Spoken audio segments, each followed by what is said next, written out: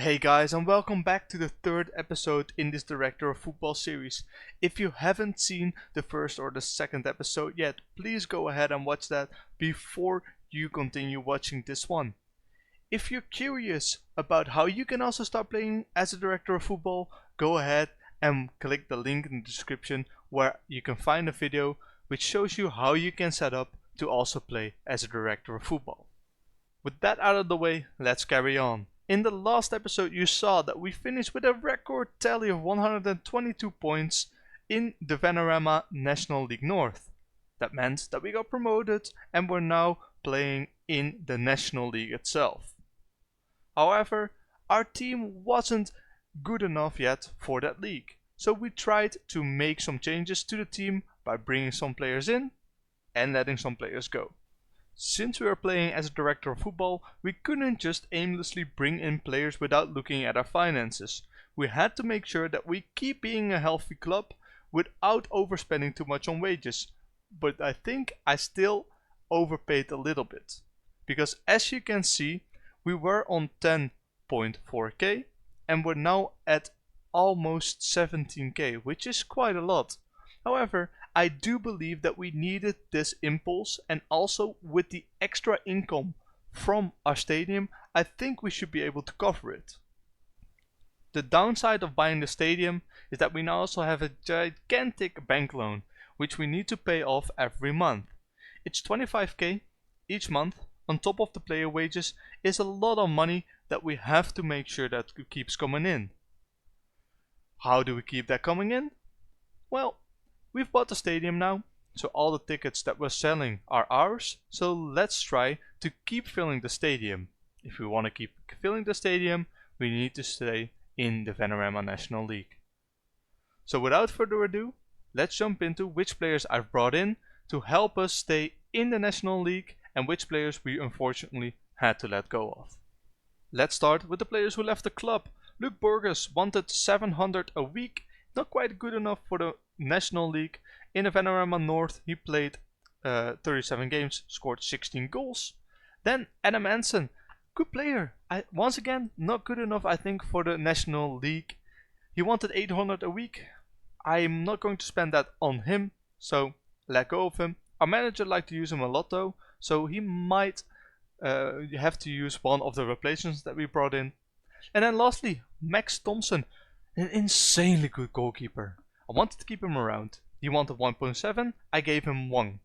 He didn't accept 1, he went to Spennymoor, which are in a lower league, and he got the 1. Don't know what happened there. As you can see on his stats, a very good player, but unfortunately didn't want to sign again for us.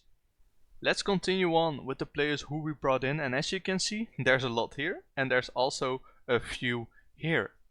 I do want to highlight one or two of them, and one of them would be George Wilson. As you can see, mentally a very good player, and physically also. I do love his stats. Tackling is very good. He is definitely the definition of a ball-winning midfielder. Brought him in on a free. He was playing in the National League already, and I am very happy to have him in the club. Next up, Ryan Galvin. Physically a beast and absolutely insanely happy to have him in. 600k a week is absolutely nothing. He came in on a free. He was playing for Halifax, who got demoted to the Vanarama North, so he will keep playing on the same level. And then I do have one last player to show you. Welcome to Southport, Scott Burgess. He's on 900k a week, which is our highest paid player so far, but this guy for this level is very good. Look at his technicals. 13 technique is very good for this level. Combine that with his great physicals and also good mentals where he needs it. I do love having him in. Brought him in once again, like everyone who we brought in last season, on a free. Very happy to have him in, and let's see what kind of damage he can do. Played 3 games so far, 0 goals, 0 assists, but I'm really expecting a lot more from him. With all of that said and done, this is what the squad looks like. Wage-wise, Scott Burgess earns the most. But if you take a look at the other players, they're all very close together. And I'm very happy with the quality that we've brought in and with the quality we were able to keep. Once again, what I will be doing when January or February comes around, I'll be checking which kind of players our assistant manager is using the most. If there are certain players which he's not using, I will try to offload them to be able to make more room in the wage budget and also help us with our finances and also to keep the squad happy. However, for now, I have a small indication which players are being used and which are not, but when January comes, I'll probably have more insight which players we might want to get rid of. Some few other things that are worth mentioning. When we take a look at my character, you'll see I've got my Continental C license, which means I've gotten a little better again, and also my reputation has gone up. So that means that when we start looking for possibly another job in the future, we have more chance by landing a good job. When we take a look at our stuff, and specifically to Kingsley James, you'll see that he's now studying for his Continental A license already, which means that he's getting even better and better with every license he gets. I've also offered him a new contract for another year. He'll probably accept that, so I'm very happy with how things are going. And Kingsley James, as a manager, has made sure that we've gotten a promotion after 2 years, so I might just consider taking this guy with me to the next club I go to. If you're very nerdy about Football Manager, then the next part is something for you. Because I've set the club up, when it comes to the staff, that we join a new league and our staff is actually already good enough to be good for that league.